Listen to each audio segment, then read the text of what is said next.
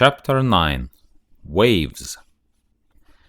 A human relationship with the material elements of nature necessarily includes a relationship with the non-material, as the physical in nature always involves the non-physical. The reverse is also true, because the intangible cannot be isolated from the tangible, because there is always an inseparable involvement with both. The existence of one is determined by the other.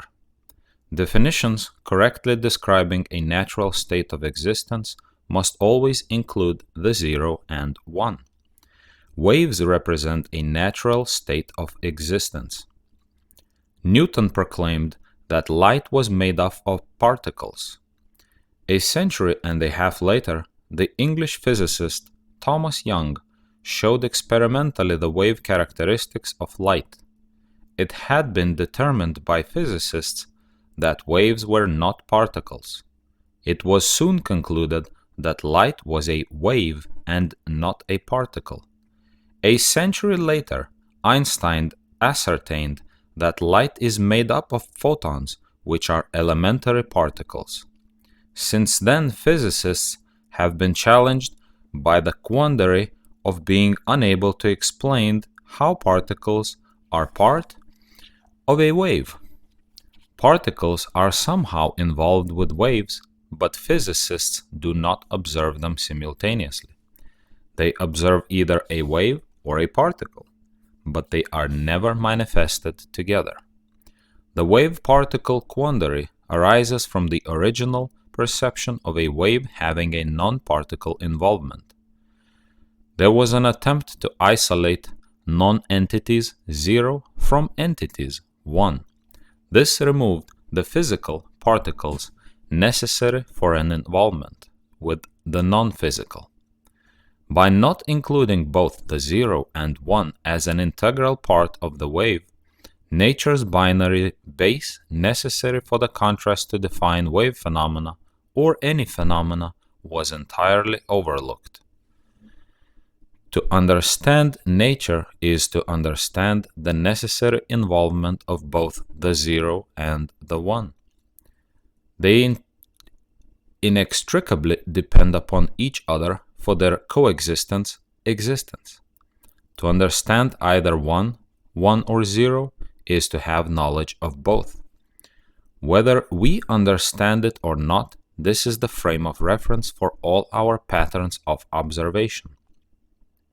Corollary number 2. The physical and the non-physical represent the frame of reference for all observations and measurements. Because the 0 and 1 dependency, prior attempts to completely exclude physical substances from the wave did not succeed. A necessary physical medium for explaining a wave's propagation is still used by physicists today. Water and air molecules are said to be the physical propagation medium for water and sound waves. When Thomas Young demonstrated that light was wave-like and not particle-like, other physicists invented a wave transmission medium for light, the ether. It was believed that tangibles, water, air, or ether, were a necessary medium for waves to be waving in.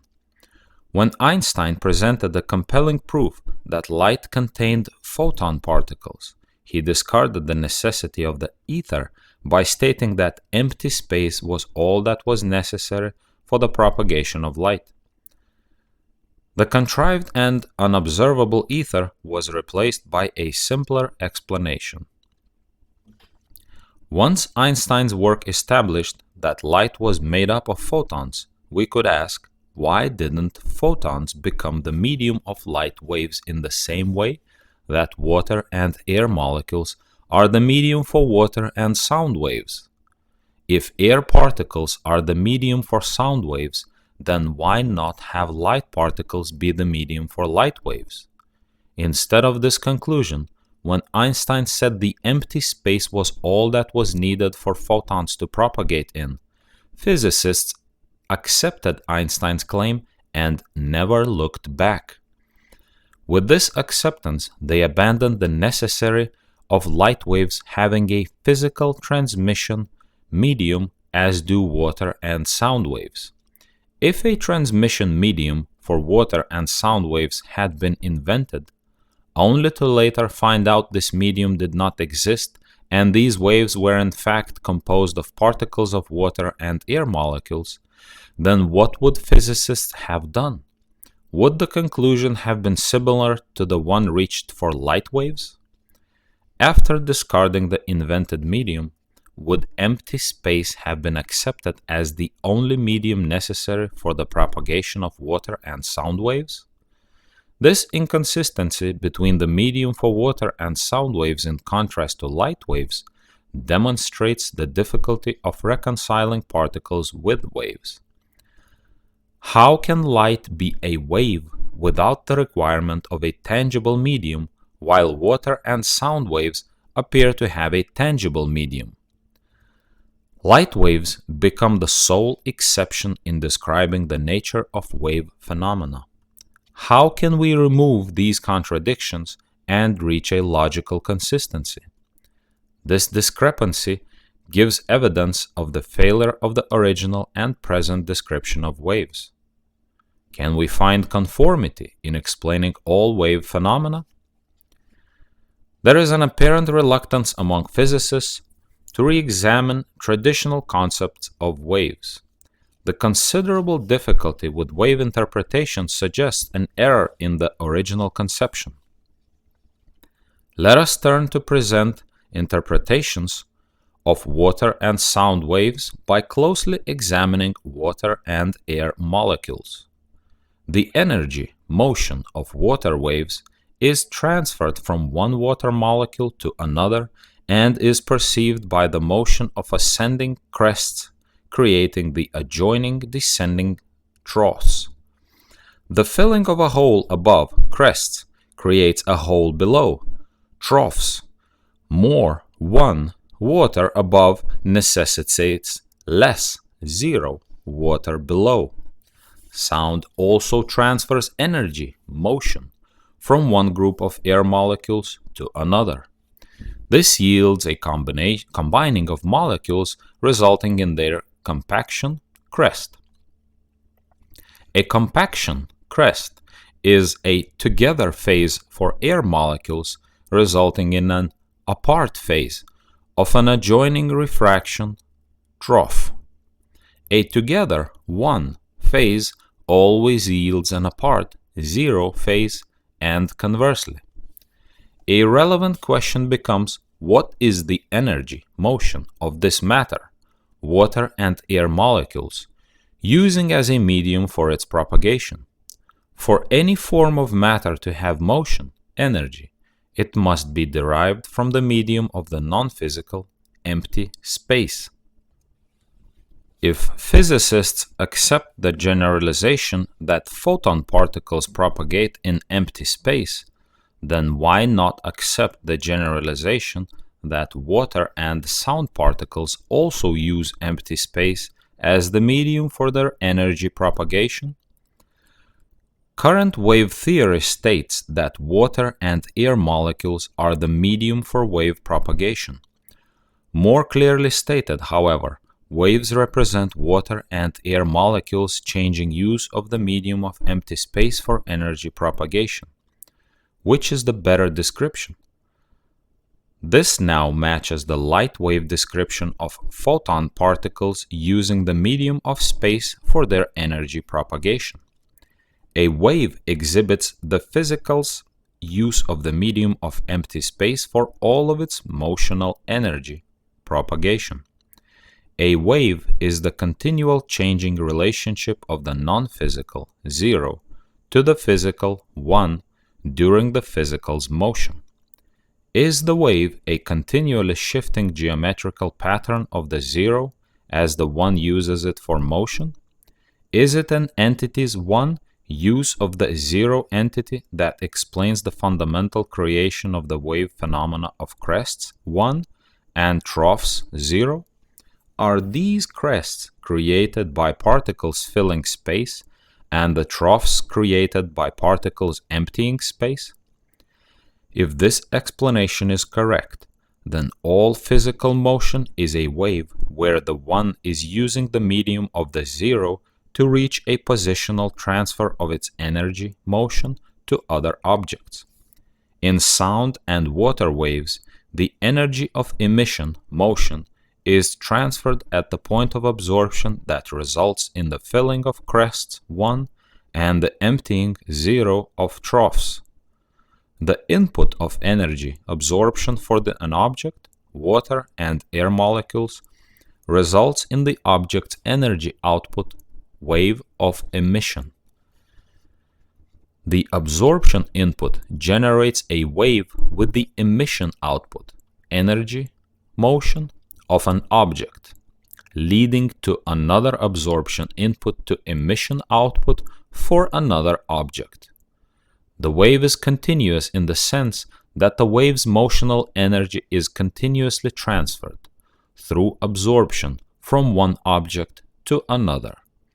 Each individual object has its energy, mass, emission output, wave, reach the positional/mass, absorption input, non-wave, of transferring its energy to another absorber. As an object is absorbed by the absorber, its wave of energy collapses with the transfer of energy to the absorber. This explains the oscillation between wave emission and non-wave absorption for all objects. As the wave motional energy ends for the object being absorbed, it continues on for the object absorbing this energy. When calm water reappears, it represents water molecules in the empty, non-energy state of having transferred their energy. For calm water, there is no energy input necessary to produce the energy output of wave crests with the resulting troughs.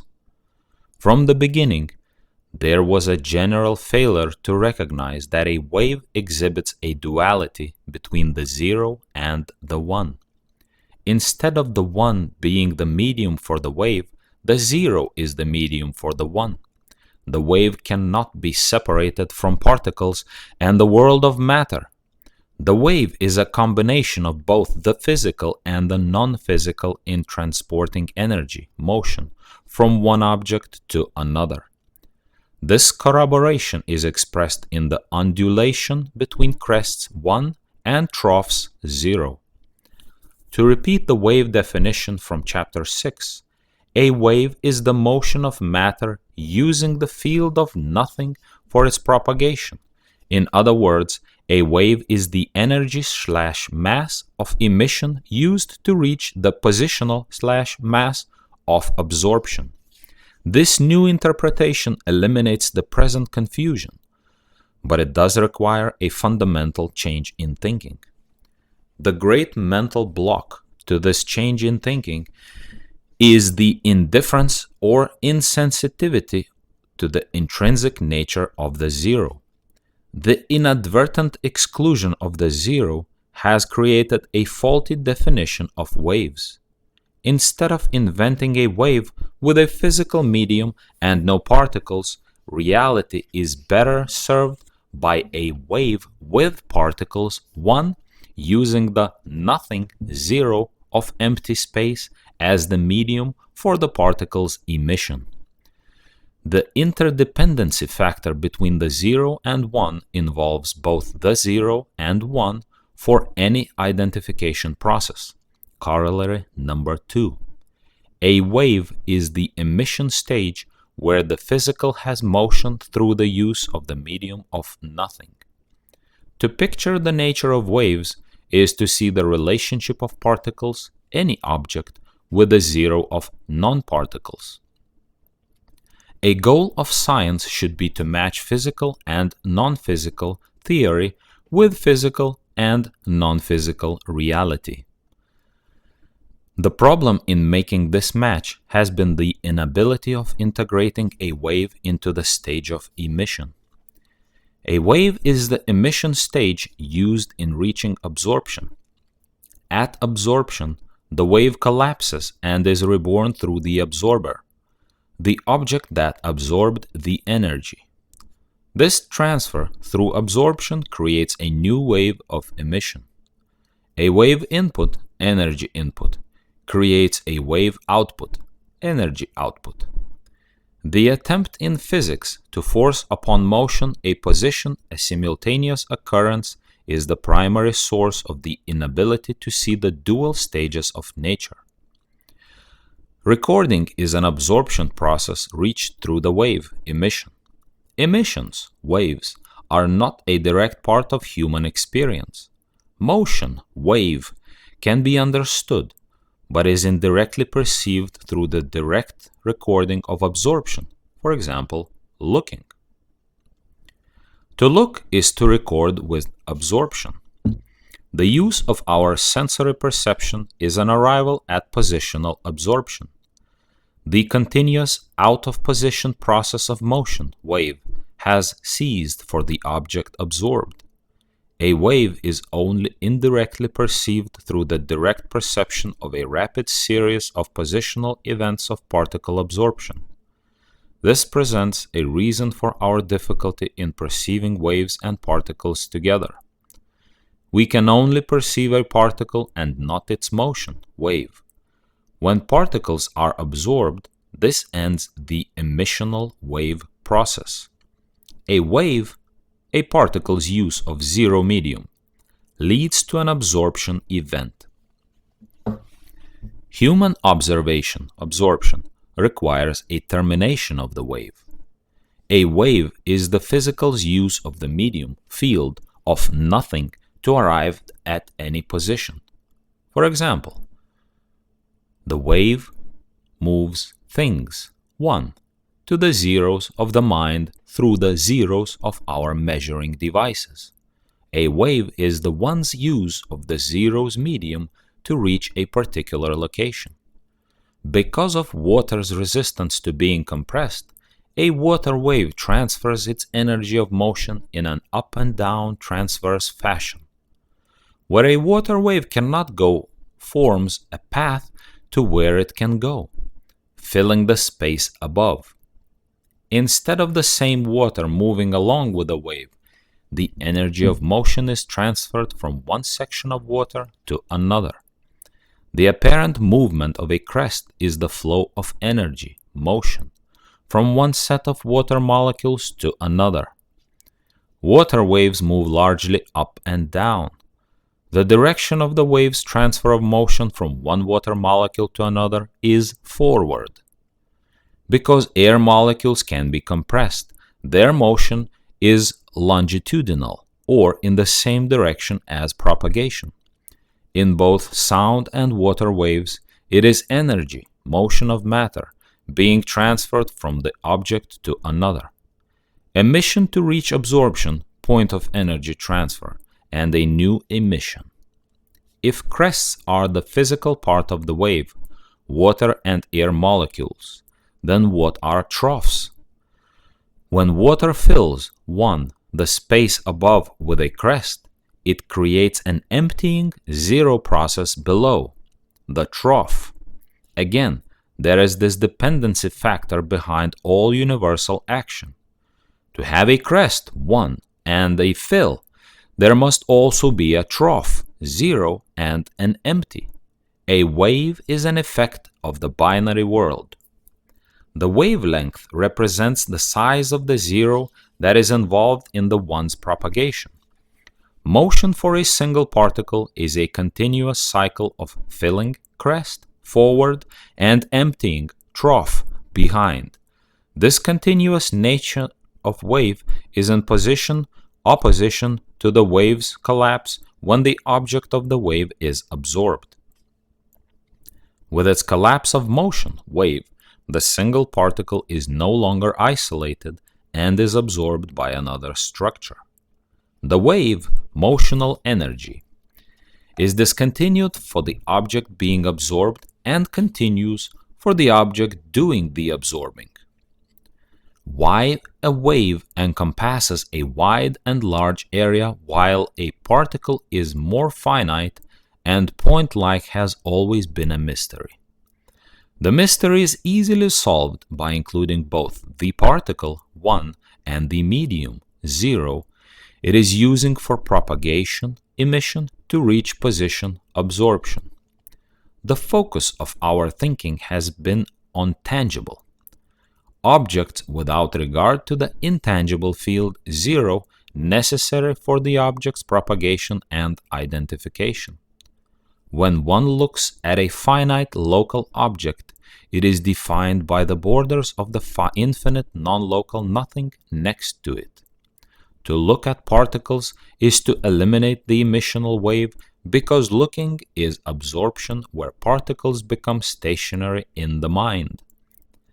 The recording processes of the mind create a stationary field 0 around the observed object. This is not, however, the object's motion wave with its continuous changing field 0. The recording event of the mind differs from what an object in motion is doing. Humans can only determine waves' motion in an indirect manner by a rapid series of mental positional images. This is a rapid sequence of non-motion for the particles involved. Motion for humans is indirectly determined by a series of pictures without motion. The concepts of matter and field are used extensively in science. To improve our understanding of these, it is necessary to label the field with a 0. It is the 0 of the field that attracts matter, 1, and induces its emission and absorption processes. The physical framework of an object can move its organized 0 to another 1, and a 1 can move to the 0, or they can move toward each other. Upon arrival, the attraction force reaches fruition. The wave with its changing spatial dimensions ceases. The 1 has entered the parameters of a specific 0. The use of a 0 pathway has been concluded through absorption. The 0's continuous dimensional changes cease upon arrival and become discontinuous, stationary.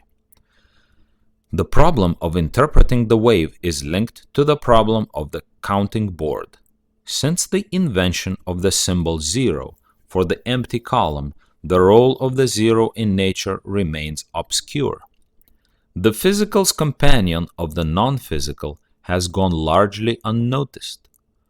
To understand reality, our looking and seeing must include and focus upon both the physical and non-physical. Frequency. In present explanations of wave phenomena, frequency is defined by the number of crests per second passing a specific point. The specific point, a set location, is a position created to record crests upon arrival. The recording of crests can occur only for those crests that are part of absorption. The act of recording must be part of crest absorption. Frequency should be a measurement involving the oscillation between the emissional/wave reaching the recording event of positional/absorption. Frequency indicates events, and events cannot take place without both emission and absorption. All human acquisition of knowledge, and frequency is part of knowledge, requires positional/absorption reached through the emissional/wave. First, the recorder has positional/absorption, and then we use the emissional/wave to bring positional/absorption to the mind's recorder. There is no frequency involved with waves that are not part of the recording device. The crests are identified and recorded because of the troughs of no crests in between. This involves earlier discussions regarding the frame of reference allowing observation. See corollary number 2. Sensitivity is derived from a prior lack of sensitivity. The on part of the switch cannot exist without the off part. The recording of the crest is the on one of arrival, and in between arrivals is the off 0 of the trough. The departure of a crest with the immersion of the trough must occur before another arrival of another crest and conversely. The frequency involved with recording crests should not be confused with what actually happens during a wave and its isolation. This isolation is not involved with frequency. Frequency is a statement of arrival and departure cycles. The wave is only a part of departure, and in isolation has nothing to do with frequency. The crest cannot be recorded without the crest's positional arrival through the wave of emission, departure. Actual frequency should refer to the number of times per second an object absorbs and emits. In this case, how often the recorder absorbs and emits. Frequency involves the on process of recording crests defined by the in-between off of non-recording. To state the frequency of a wave is to describe the rate at which an object would absorb and emit through the wave's cessation at arrival, absorption, and the wave's beginning at departure, emission. Frequency measures the contrasts of the changing nature of the 0 and 1 that occur through emitting and absorbing. These changes involve a relationship between two or more objects that are part of absorption and emission. Frequency is the relationship between the object that absorbs and emits and the object being absorbed and emitted. Frequency and its knowledge are unattainable without both stages. The wave of emission is necessary for reaching any absorption and any knowledge. Wave frequency should represent the rate of emission wave between absorptions. Positional frequency should represent the rate of absorption between emissions wave.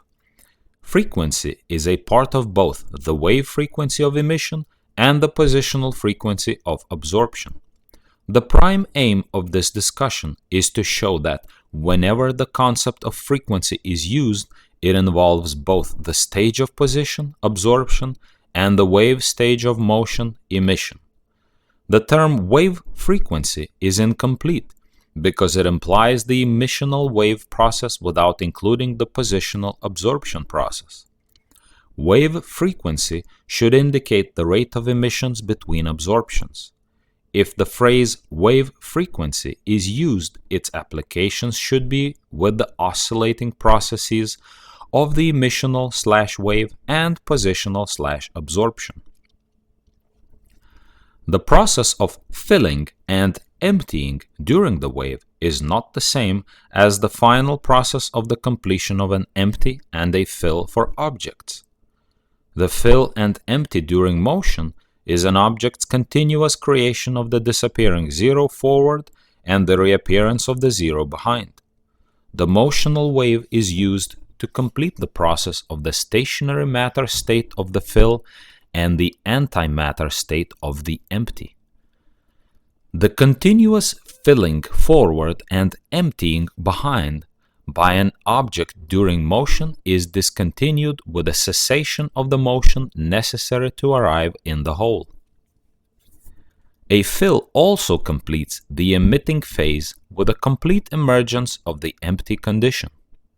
Emptying indicates the emissional/wave and an expansion process. Empty indicates the 0 condition of the object that emits. Fill indicates the 1 condition of the object that absorbs. Filling is during motion and indicates a contraction process toward the positional/absorption of the fill of entering the 0. Filling is the forward contractual motion toward the goal of a fill. When positional/absorption is reached, there is now the possibility of a defining process of the geometry of both the 0 and the 1 because they become stationary relative to each other. Again, the emphasis is that non-motion is not to be considered absolute, but one where the parameters of the whole of arrival are not moved out of. To sit in a chair is to arrive in a specific location defined by the chair's organized space. The body may move in the chair by crossing an arm or leg, but the body is still in a specific location and stationary within the boundaries of the chair's hole. In this example, non-motion means there is no decision by the occupant to move out of the specific geometrical space defined by the chair. Non-motion means that motion to enter a specific hole defined by its physical borders has been completed. Non-motion in this treatise means non-movement outside the hole of arrival. Motion and non-motion follow one after the other from one hole after the other.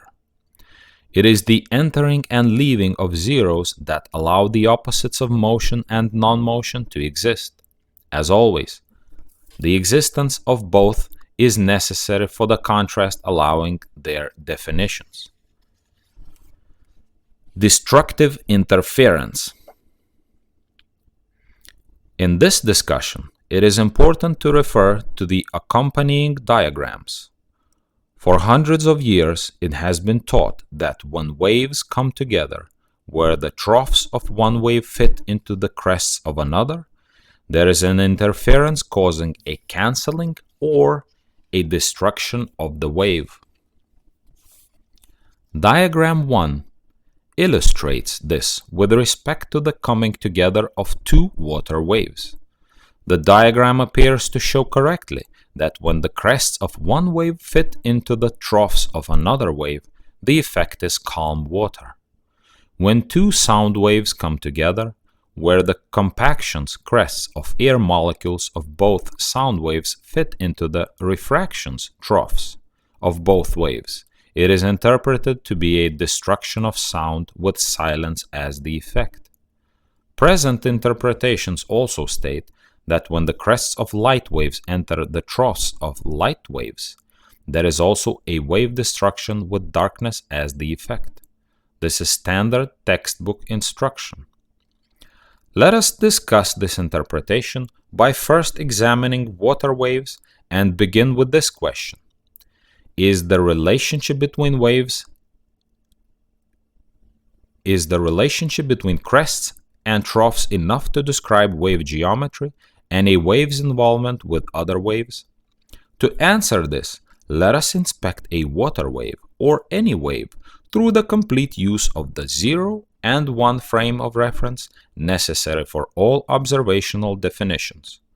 The common wave, water waves, focuses on the physical, but to understand wave phenomena, we must concentrate on both the physical and non-physical parts of the wave. The 1 of water and the 0 of nothing describes and identifies all of the wave. The 1 of water is identified by the 0 of non-water and conversely. Using diagram number 2, what part of the water 1 identifies and provides dimensions for the trough 0? The water below the crests provides the dimensional borders for the trough's geometry, identity, and existence. Is there more to a wave than crests and troughs? The trough is organized and identified by the water on either side. This water is also organized and identified by the troughs on either side. Zeros of troughs and 1s of water are necessary for each other. The crests of water are also organized and identified by the space above the trough, and likewise, this space is given its boundaries by crests.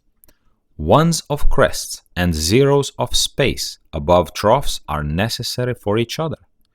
It is important to include the water below crests that gives a border and geometry to troughs as part of a wave, and it is important to include space above troughs as part of a wave in that it gives borders and geometry to the crests.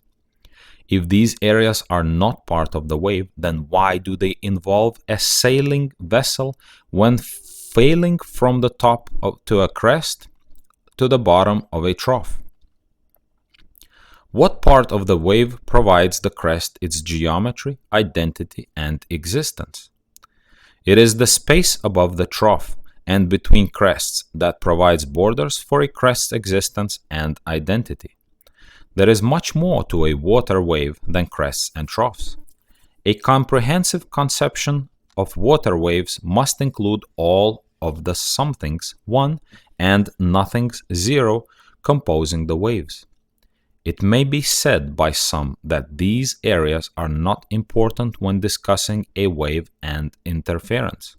However, they are important, and they are an essential part of the wave. An example is a sailing vessel's involvement with a wave from the top of a crest to the bottom of a trough. A craft's motion uses the spatial 0 area above the trough and the spatial area of the trough. These areas are organized and identified by the crest and the water below the crest. The craft's attraction for and use of this space is guided by the one of water, crest and water below crest, that is repulsed by the craft's one. This additional water below the crest, and additional space above the trough and between the crests, are essential for completing a wave's identity and determining interference patterns. In diagram number 3, all the zeros and ones of the two water waves are used when coming together in so-called destructive interference. There is no wave limitation by involving only crests and troughs as in diagram number 1. One wave is turned upside down to illustrate how the water of both waves completely fills and displaces all the space in both waves. A new picture of interference now emerges with a much larger crest. But this picture is incomplete, because whenever the water of one wave fills a hole, trough and space above the trough, provided by another wave, a hole matching the water's space displacement must appear alongside. The physical water and non-physical part of nature's waves are always conserved. Corollary number 7. Diagram 5 completes the picture with a conservation of space, trough and space above the trough, adjacent to this larger concentration of water, crests and water below the crests.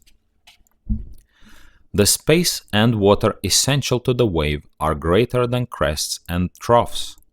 The space 0 that gives shape and identity to the crest 1 and the water that gives shape and identity to the trough are of necessity involved in so-called destructive interference.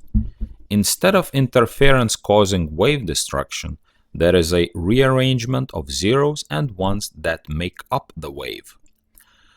Both water 1 and its medium 0 of motion are continually redistributed as the wave's motional energy is transferred. The problems of wave interpretation are directly related to the incomplete identification of a wave in the first place. Reality remains a part of the both 0 and the 1. In diagram number 4, the water wave illustration is applied to sound waves. When the crests of compaction displace the troughs of refraction from two waves, there is a convergence of crests. This concentration of compaction, 1, also produces a greater convergence of an adjacent refraction, 0, trough.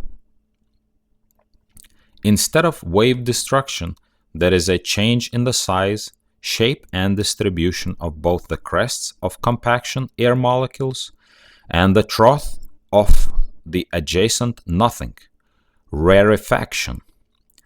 An actual three-dimensional picture of the wave's distribution of zeros and ones instead of wave destruction is more complex than two-dimensional diagrams can show. Current thinking would cancel the energy of the wave during destructive interference with its sudden reappearance elsewhere. What happens in a trough experiment where all the crests and troughs in a single body of water come together destructively and simultaneously? Current theory predicts the body of water would revert to a sudden calm state. A crucial question arises: what happened to all the energy? A surface of energy motion suddenly disappears. How can energy abruptly depart from a total body of water when water energy transfers occur from one water molecule to another? Energy spreads outward until the water's energy output from energy input is finally completed. Dissipation of the water's energy output must have a structure available for absorbing input of energy, this energy. The calm water indicates that its surface is in a non-energy state. The water molecules can no longer be involved in this output and input oscillation of energy. Where are the structures behind for absorbing the sudden energy removal from the combined total energy occurring at the water's surface? I do not believe energy is abruptly removed from destructive interference. If by chance a total so-called destructive interference occurred, the result will be a redistribution of surface energy, that is, a redistribution of zeros and ones with larger areas of crests 1 and larger areas of troughs 0. The energy motion of water at the surface does dissipate by energy's redistribution over a larger area of water. But to conclude that energy can be immediately removed with a sudden transfer to unknown sources is impossible. The same thought experiment with sound waves would result in the same impossible results. If a large area of compaction and rarefaction of air molecules arrive simultaneously as in destructive interference, the energy is not destroyed, but instead becomes more concentrated with larger areas of compaction, crests, and larger concentrated areas of rarefaction, troughs. The concept of wave interference and destruction should be changed to wave interference generating a redistribution of energy in using the zero medium for its propagation. Instead of wave destruction, it is wave reconstruction. Double and single slit experiments with light. Thomas Young's double slit experiments with light appeared to give convincing evidence that light was not made up of particles but was in fact a wave. If a light source goes through a single small slit, it will emerge from the slit and spread, diffract out onto a target screen in a single array of light. But when two slits are used, the light's emergent diffraction from each slit is said to interfere with the light from the other, causing alternating light and dark lines on the target screen. This is said to show the wave characteristics of light. The light lines are said to show constructive interference where crests match crests and troughs match troughs from the waves of both slits. The light lines are interpreted to be a reinforcement of a wave's crests and troughs and therefore a reinforcement of light. The dark lines are said to be a result of destructive interference where crests of one wave fit into troughs of the other, causing darkness by a cancellation, destruction of waves from both slits. These alternating light and dark areas from the double slit experiment excited me to the realization that this was another verification of the dual nature of our binary 0 and 1 universe. It seemed obvious that the double slit experiment was a demonstration of areas of light concentration from objects called photons, 1, with the in-between areas of darkness and no photons, 0. This coincided with the alternating 1 and 0 patterns observed throughout nature.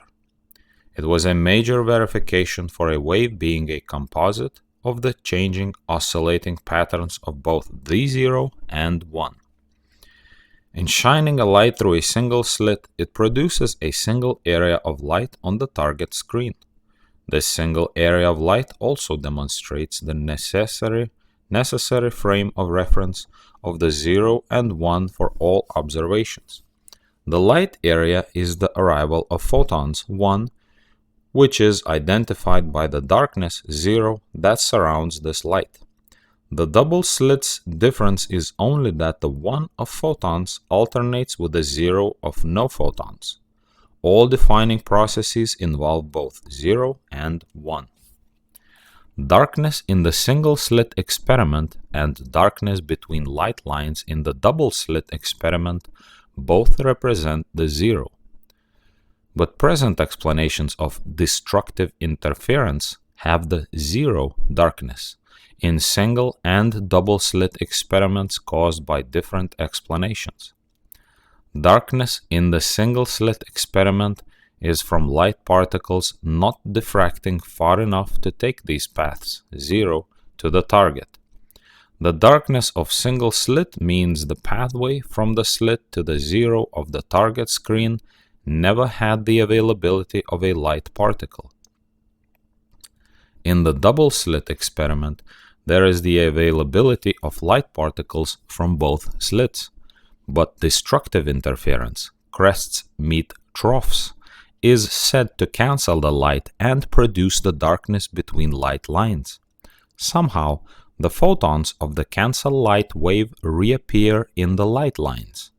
The light lines are said to be caused by constructive interference, where crests and troughs of waves from each slit match and reinforce each other. Now we have two different explanations for dark and light lines from both single and double slits. The darkness of the single slit occurs because light particles were never available for this path of the target.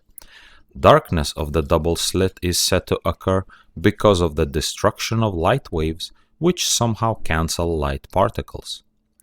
The light displayed by the single slit is due to light particles following uninterrupted pathways in arriving at the target screen. But the double slit requires the alternating light areas to result from a constructive interference of light waves. It appears that the dark and light patterns at the single, central array of light surrounded by dark, and the double, alternating dark and light slit targets are formed by two entirely different explanations. What about dark areas above, below, and outside of the dark lines of the double slit pattern? These areas would be similar to the darkness of the single slit experiment, where light particles did not diffract enough to arrive at the target. Does this mean we have darkness 0 for two entirely different reasons in different places on the same screen? The light at single and double slit are also required to occur for different reasons. Is this the nature of light? Does this inconsistency for darkness match the way nature is usually revealed?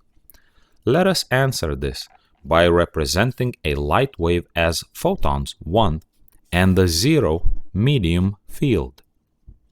The photon uses as a pathway to the target. If light particles and the 0 medium that represent the wave are conserved, then the wave cannot be destroyed. Corollary number 7. But it is possible to rearrange the pathways 0 that the light particles are using and not using for their motion toward the target. Waves can change their 1 and 0 relationships and still be conserved. If the 0 is part of the wave and is accepted to be the medium and necessary partner for the light propagation, then 0 must be conserved as well as the light particles. But present quantum interpretation does not identify the 0 as part of the wave, and no attempt is made to determine the 0 involvement from the light source to the target. If the target is a photographic plate, then the expected central area of light from a single slit comes from the arrival of photons within the chemical zeros at the target. There is emission of light from a single slit using uninterrupted pathways, 0, toward the screen. Upon arrival, light particles are absorbed, collapsing the wave. The motional/wave of a particle and its changing field 0 of propagation cease. The light particle has entered the hole of the photosensitive chemicals. This arrival shows the single array of light from the single slit, demonstrating the evenly used pathways leading to a complete and compact use of holes at the center of the target. Darkness 0 does not show where the light 1 is absorbed because pathways to the holes of the target were used. The darkness surrounding the single array of light is demonstrating the empty zeros at the target because pathways leading to these holes were not used. By including the 0 as an integral part of the wave, there is more available information leading to a clearer explanation of wave phenomena. Let us transfer the single slit use and non-use of the 0 to reach an alternate description of the double slit experiment. The proposal is that the alternating dark lines of the double slit pattern are empty holes occurring because light particles were induced to use alternative pathways to the target. Photon propagation from the source to the target represents changes in the photons, use and non-use of pathways 0. The even distribution of pathways for light particles of the single slit experiment does not occur in the double slit experiment. It appears that diffraction from both slits causes light to merge in using the 0 pathways for their propagation. Is this merging of two diffracting light sources causing light particles to converge in a more compacted use of their pathways? If this happens, then the compacted use of pathways produces the light bands of the double slit pattern. The principle of more and less can now be used to show these alternating dark and light patterns. The more compacted use of holes by light particles during propagation creates a less compacted use of adjoining holes. Is this similar to excess 1 and deficit 0? An excess of 1s will of necessity produce an adjoining deficit of 1s. A deficit of 1s, photons, is equivalent to an excess of 0s. Is it logical that a compaction 1 of photons will of necessity create an adjoining refraction 0? If more photons are squeezed together in one area, then the rules of nature require there to be an adjoining apart phase. Does the merging diffraction from both slits induce photons to use more pathways in one area, causing a greater concentration of particles at an alternating light lines? Does this also result in the less used pathways alongside, resulting in the dark bands? By including the 0 as a partner to the 1 of photons, there is another alternative on how to view this phenomenon. It is reasonable to assume that pathways would be changed when photons use 2 slits instead of 1. It is simply redistribution of the use of pathways. This redistribution causes a rearrangement of 1s, photons, resulting in a rearrangement of 0s, no photons. With this explanation, dark and light from both double and single slits can now occur for the same reason. Instead of destructive interference, the 0s and 1s of the wave represent a reconstruction of pathway use and non-use by photons. The light lines of the double slit pattern are the photons' use of the field of nothing for its propagation to the target. The dark lines of the double slit pattern are the photons' non-use of the field of nothing. From a single slit to a double slit, the field 0 is different for the photon's propagation, causing a change in the photon's use of the field. This light and dark pattern is a superb declaration of this oscillating and changing binary 0 and 1 universe. To comprehend this explanation of wave phenomena, the relationship between crests 1 and troughs 0 must be understood. Nowhere in present sound theory is the concept of nothing included as an integral part of sound.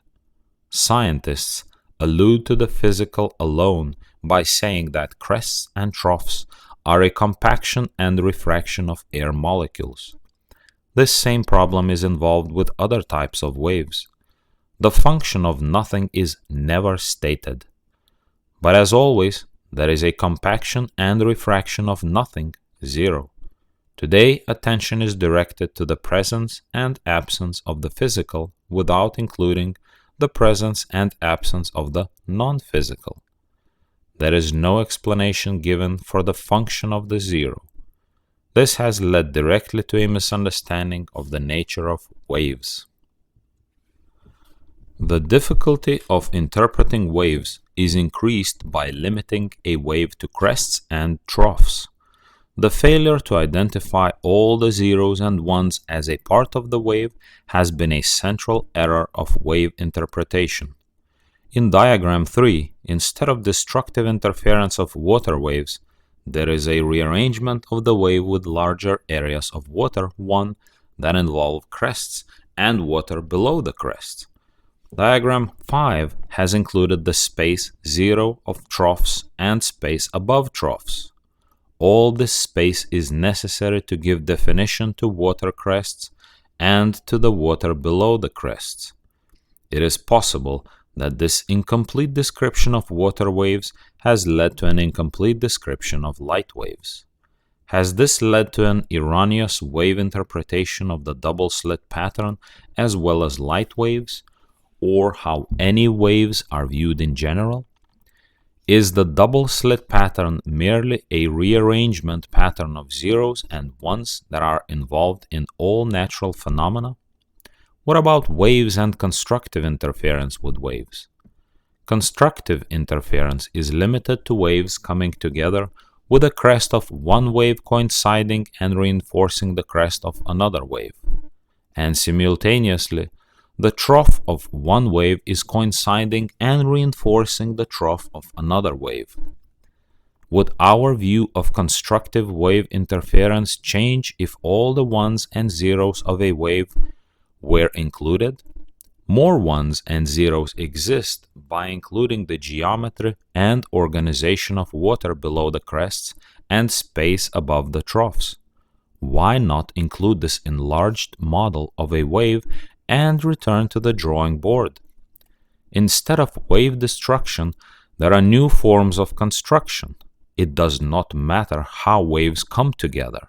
The ones and zeros that make up the wave are rearranged into a new pattern for the one's emission toward the goal of absorption. When photons come together with diffraction in the double slit experiment, are they forced closer together during the use of their pathways? Does this together, one phase, create an adjacent apart zero phase? Do photons have a greater unity that necessitates a greater unity of the non-physical, no photons, adjacent to them? A greater unity of the non-physical, no photons, adjacent to them? This description is a better approximation of reality because it matches the cause and effect derived from other observations, and it is simpler. The double slit experiment has revealed one of the great problems in the attempt to interpret nature. The problem is further compounded by the alternating light and dark patterns of interference emerging at the screen when it appears there is nothing to cause such interference. If one particle at a time is sent toward the two open splits, the double slit pattern still emerges on the screen, raising the question, how can a single particle interfere with itself? However, if a recording device is placed in each slit to determine which slit the particle goes through, the single slit pattern emerges on the screen opposite each slit. This bizarre anomaly has been a part of physics for so long, some believe it can never be explained. What is there about the two slits in the double slit experiment that changes a single particle's pathway to the screen as it emerges from one of the slits? With one slit, a particle has a different path because only one slit is available to it. This introduces the possibility that in the double slit experiment, a single particle may be aware of the zeros of both slits as it approaches and uses the paths that form the double slit pattern. The field 0 of two slits guides the particle along a different path than in the field 0 of one slit. When a recorder is placed at both slits, does a recording of the photon cause the photon's two-hole double slit response to the target to change to a one-hole single slit response to the target? Does a single photon predetermine its pathway because of its guiding field 0 and respond accordingly without the necessity of diffractive interference? Objects are continually aware of their fields 0 during propagation. The field 0 of two slits is obviously different than the field 0 of one slit. The two slits are joined together by the 0 field that identifies both slits. As the photon approaches both slits, it is the physical borders of the slits that organize the geometry of the photon's 0 field. The photon is aware of its field's shape and responds accordingly for its direction of motion. When the photon is recorded at one of the slits, its field 0 information changes and responds as if there were only one slit. Humans are guided and directed by the organized pathways and holes around them. If more holes are available, does this affect a human's choice of motion? Does a greater choice of holes influence our pathway upon emerging from the hole of choice? A human can change his direction of motion to follow his changing judgment. Humans are also guided to directional decisions by the field 0 that is in front of them. Does the single photon reach a different decision of its future path when approaching two holes instead of one?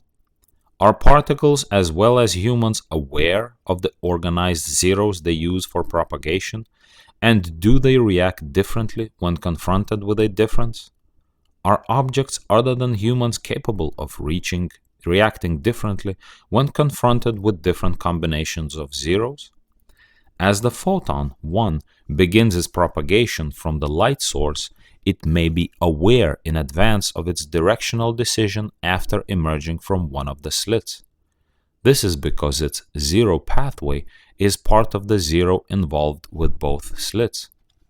To negate the possibility of particle awareness is to believe that only humans can be cognizant of the configuration of the 0 field in determining a course of motion. Is it possible a particle can also predetermine its course of motion because of its sensitivity to the geometry of the non-local 0 medium it is intimately involved with? A solution to the double slit problem can be reached by explaining the wave as an oscillating transition between the 0 and 1 as the 1 uses the 0 as its medium of propagation. The 0 pathway is the guide for the particle in its emission stage. The wave is only one part of a two-part system. Absorption at the end of the wave is the other part. The wave, emission, is the part used for the journey along the path to the arrival, absorption part. The journey, motion, of other objects is never a direct part of human observation. The observer of necessity always collapses motion, collapses the wave. In the general theory of relativity, Einstein clearly shows that the gravitational field is empty space that is shaped and defined by the gravitational mass of the bodies involved. Here again, there is the 1 of something gravitational mass and the 0 of nothing gravitational field, representing the fundamental entities for explaining gravity. The 1 of gravitational mass is aware of the 0 gravitational field when it expands, increase of distance, or contracts, decrease of distance. The 1 responds accordingly by an increase or decrease in the attraction force. This is an example of how the mass of physical bodies can be influenced by the changing area of the 0.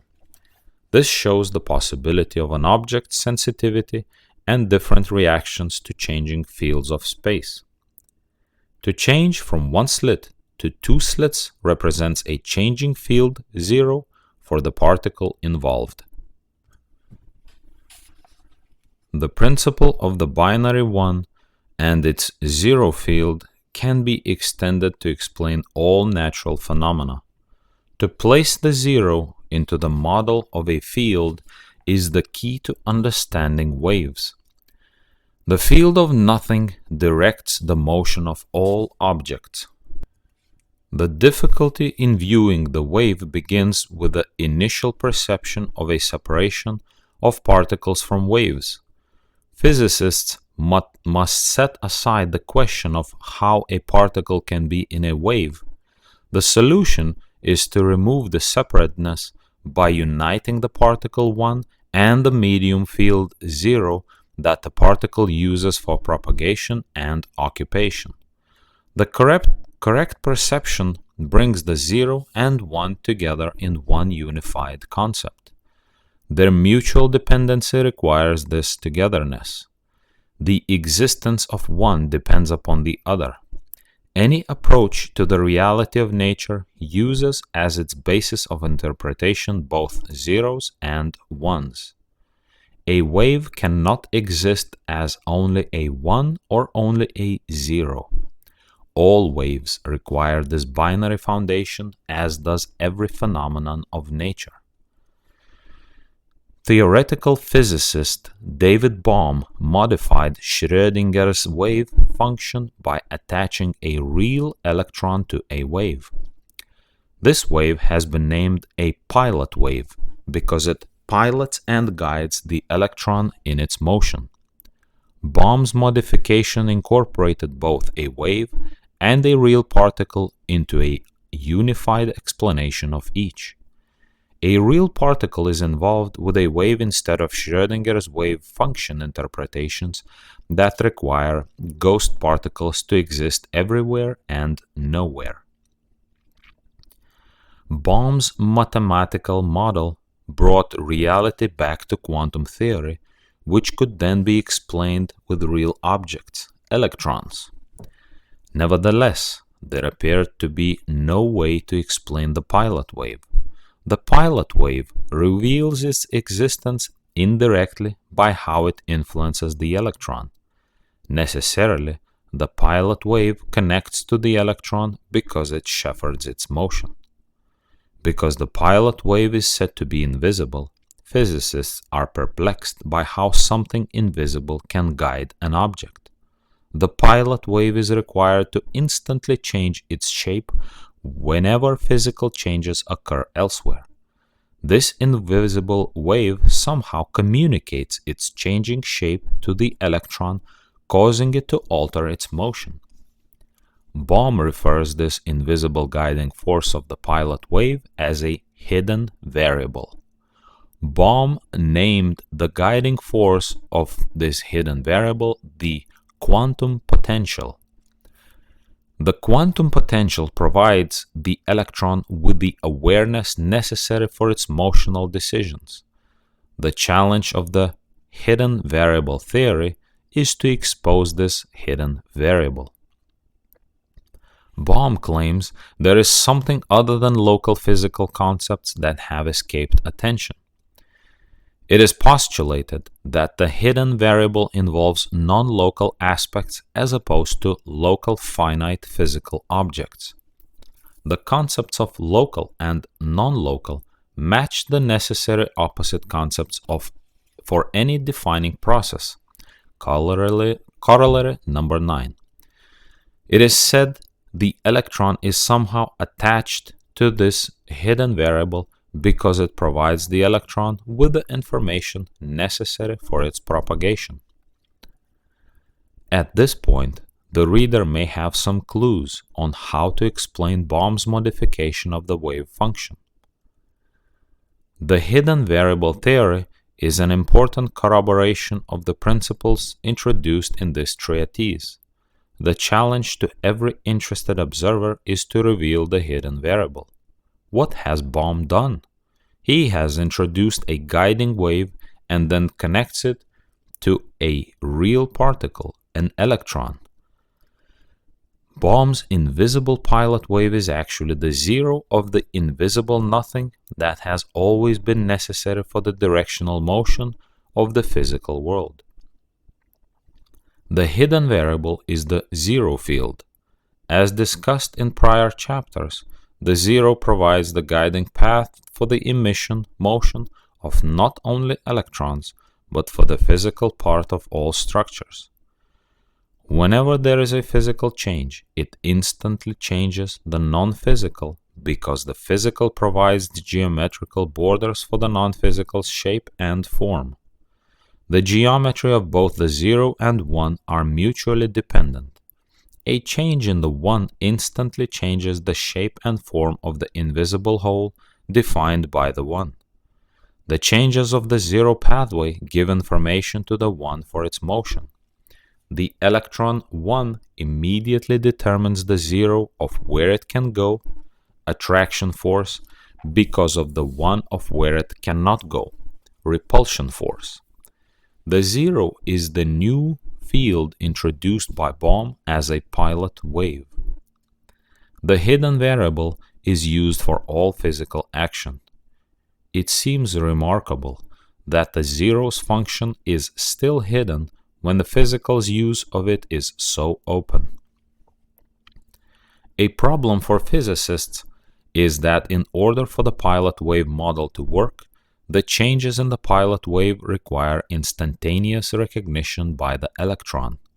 Informing the electron must be instantaneous and would seem to necessitate a faster-than-light message transmission, which is forbidden by Einstein's special theory of relativity. However, Bohm's model, via Schrödinger, is involved only with the emission stage and not the information message stage of absorption. The wave of emission is part of the particle's involvement with its connection to and awareness of the field 0 for its propagation. The wave, instead of being involved with messages and information, is moving in its 0 pathway toward an involvement with a physical message. The mathematics has isolated emission from absorption. However, emission wave indirectly involves absorption because the electron's motion is due to an attraction force 1 to 0 and 0 to 1 driving it toward absorption, the physical message. Bohm's modification of Schrödinger's wave function is involved with the electron's recognition and use of the 0 field for its propagation. The electron propagates in isolation, but information for the electron's emission and awareness of the pilot wave's changing non-physical shape must begin with absorption. Prior to the electron's motional wave of isolation, the electron has absorption within the starting place at the area of preparation. Before a wave, there is always the beginning stage of absorption, information. This absorption provides information, message, for an object's determination of where it cannot go. The beginning message of where the electron cannot go gives awareness to the electron of the borders for the pathway 0 it already has connection with. The electron initially receives the message of the repulsion force 1 on 1 and 0 on 0, which gives the electron 1 an awareness of the attraction force 1 to 0 of its guiding field 0. The electron's 1 awareness of the 0 field of where it can go is reached by its beginning message absorption of the 1 of where it cannot go. Physicists translate information of the region of preparation and the region of measurement into the mathematical equations prior to the wave function, emission. This is a prior and necessary message for the electron in beginning its motion in isolation. During its motion, it is unnecessary for the electron to have an additional message because the beginning mathematical message is all that is necessary for its awareness of the changing shape and form of its guiding non-physical pilot wave. There is always the arrival message of physical absorption before the non-message awareness of the non-physical pathway becomes known. During the wave, a message is not necessary because it was already provided at the area of preparation. This information allows the wave to give us probabilities of the possibilities of position at the next absorption event during measurement. Messages only occur at the area of preparation and measurement. The wave is the electron at the non-message stage of non-physical pilot wave recognition. This is a mathematical development. When humans react to their environment, there is a constant interplay between the message absorption of physical awareness giving them a non-physical awareness of their path of emission wave. However, objects involved in the mathematics of the wave function receive this message through the initial input of information into the equations prior to the wave. It is the infinite non-local zero that connects the local concepts of the finite one. When a 1 changes position, the whole that it identifies instantly changes its geometry. This instant change of 0 is an instant change of the 0 that connects 0, the seemingly separate 1. The mathematics of the wave function is involved with the zero's geometry relative to the electron's 1 motion. The invisible empty space of the 0 is the message that is in place to provide a direction and pathway for any object during emission. The non-message awareness of nothing is necessary for reaching the message awareness of arrival, the reception of something. Bohm utilizes Schrödinger's wave function in building his new model. As discussed in Chapter 6, the wave function is an isolation of emission. The mathematics limits its information to the probabilities of absorption and not to actual absorption. This is the reason why Schrödinger's wave function explains nothing about an object's location. An object's location is involved with the absorption stage. The use of the measuring message device is absorption and completes the object's wave of departure, emission. When humans locate a particle, they are aware of the one which is the message stage. The mathematics of Schrödinger's wave function is the particle's non-message recognition of the shape of its field for emission. In this case, the non-message is the message.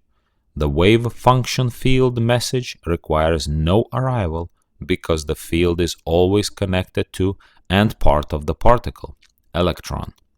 The message of the electron during the wave function is the non-message of the non-physical necessary for the electron's motional emission to reach a physical message, absorption. The velocity of light is the photon's motion wave necessary to reach absorption. During light's transmission, it is connected to the emission message of the pilot wave field. It is easier to understand why instantaneous phase connections cannot occur when the separate stages of emission and absorption are understood. For example, the transmission of light is the emission phase for the photon, For light to have an instantaneous phase connection would require a photon to have absorption from the whole to another without transmission, motional wave of emission. Absorption would be required to stand alone. Such a phenomenon has not been seen in nature. Both emission and absorption are required for the existence of either one. Instant connections from one absorbing process to the next are impossible whether or not velocities for objects can exceed the speed of light. An object must have velocity to leave one hole for its purpose of arriving in another hole. This becomes apparent when momentum, emission, is separated from position, absorption. Einstein showed that the gravitational field of nothing, space, and the gravitational mass are mutually dependent upon each other. The force of attraction involves both mass and space. Gravitational mass, 1, is attracted to the gravitational field, 0, and the field is attracted to the mass. If the distance between the mass of two objects increases, the field distance becomes larger, giving less definition and organization to the field. This lessens the attraction force between them. A closer distance with the same mass results in a smaller field with a 0 more organized by the matter involved. This leads to a greater attraction between the 1 and 0. Newton's inverse square law describes how changes in distance 0 change the attraction force of gravity. The 0 of the distance is always in place between objects, and a change in distance is a change in the shape and amount of the gravitational field, 0. Closer together means more attraction and further apart means less attraction. This is an example of how changes in the 0 distance influence object instantaneously with the arrival of the usual concept of a physical message. The non-physical message of the 0 is an awareness that is always connected to and influences the 1 during its motion. The changing field force of the 0 permeates and connects all of the physical world. This explains David Bohm's use of the term unbroken wholeness. The physical and non-physical may appear to be broken and separate, but once their interdependent nature is perceived, we can then grasp the idea of universal wholeness. Newton's explanation of gravity as a force at a distance can now be more clearly understood. The force that influences the 1 is the 0 connected to the 1. The 0 connection can extend out to whatever distance 0 is involved between bodies. The 0 is also connected to the 1 within the microcosm. The field of the 0 pilot wave connects and guides the 1 of the electron and all objects. The interdependent nature of the 0 and 1 means that what occurs to the 0 also occurs to the 1. When changes in something instantly change nothing, nothing in turn instantly changes something. The presumed necessity of incorporating an absorption message into Bohm's mathematical construct is an attempt to place absorption into emission. Physicists have attempted to infuse an arrival concept on a departure concept. The electron can never be influenced by an absorption message until its arrival. The wave function only involves the electron's non-physical recognition of its field for the purpose of reaching the recognition of the physical message of arrival. The mutual awareness of the 1 and 0 to each other is caused by the extreme contrasting nature of each. All human sensitivity is a derivative of this 0 and 1 binary foundation. The sensitivity derivation from 1 and 0, with the subsequent actions and reactions, is extendable to all objects. The principles determining human responses to their environment are the same for all systems. The conclusion here is that Bohm's model is an object's involvement with its awareness of its field. This is the wave of emission. When emission is completed by absorption, an awareness of the one is reached for an object. The physical is involved in the mental absorption of the human message. The wave function is an emission process that does not involve absorption. When Bohm applied the idea of waves and particles, he used the 0 and 1 that are in reality the components of a wave. The wave, as well as all natural phenomena, are dependent upon 0 and 1. This provides the inseparable connections that form the wholeness of nature. What is commonly called a wave is the emission phase that combines the 1 and 0 with the 1's awareness and use of the 0 for its propagation. Mental messages, signals, indicate something is arriving to give information. But in Bohm's model, there is no arrival process because the 0 field is always guiding the object to reach an arrival. To depart, it is first necessary to both have and to be aware of the pathway of nothing. The concept of instantaneous phase connection violates Einstein's principle that nothing can exceed the speed of light. Let's examine light in relationship to ourselves. It is the velocity of light during its emission phase that allows the light to reach us. Emission is always prior to absorption. The signal, message, and information conveyed by photons of light absorption can only occur with a prior condition of the emission of light. This means that connections through signals and messages cannot be instantaneous because they require the prior condition of motion, emission, before the connections. The pilot wave and its electron is part of this prior condition of emission. It is pointless to talk about instantaneous phase connections during the phase of motion precisely because it is an internal contradiction. All connections require the cessation of motion.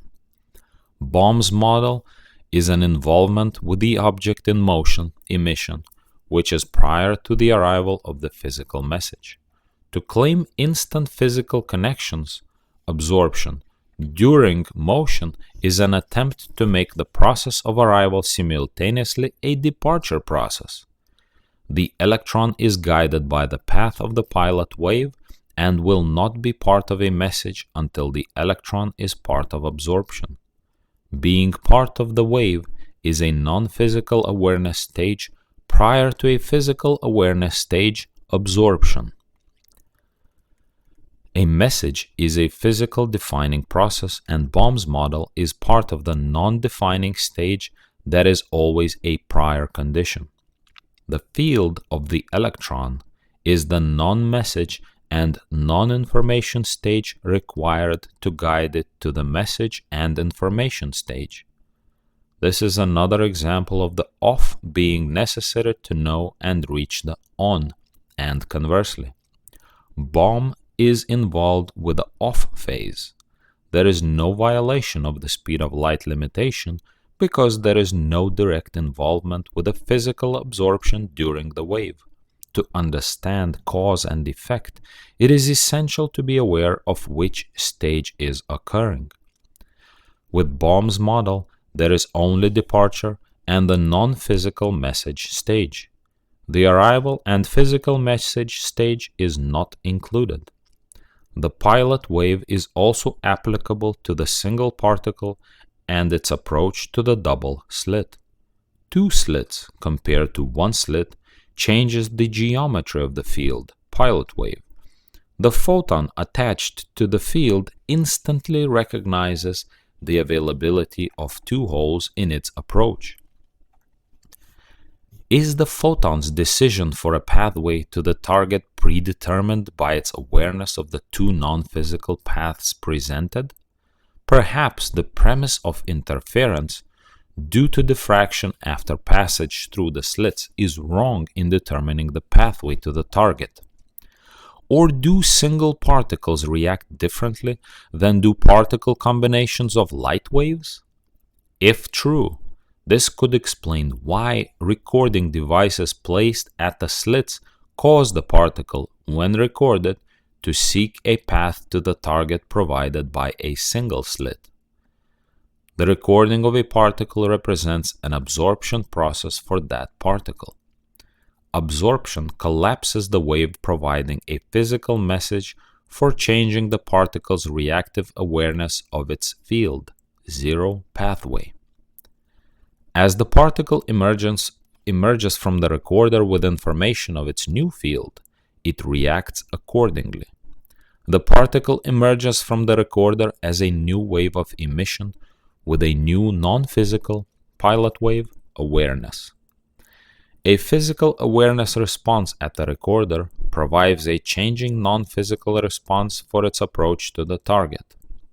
Every time there is a physical change, such as the introduction of a recording device in the path, it unavoidably changes the non-physical pathway.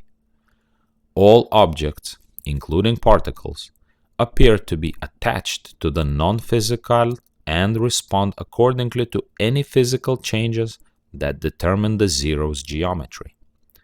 Attaching the zero to the one will provide answers to this seemingly unanswerable question of how single particles, one after the other, can produce the alternating patterns on the target of the double-slit experiment.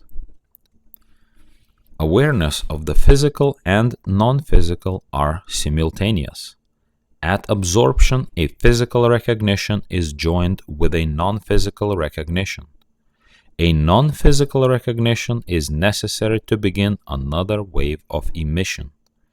Changes of the non-physical are instantly recognized with the physical message.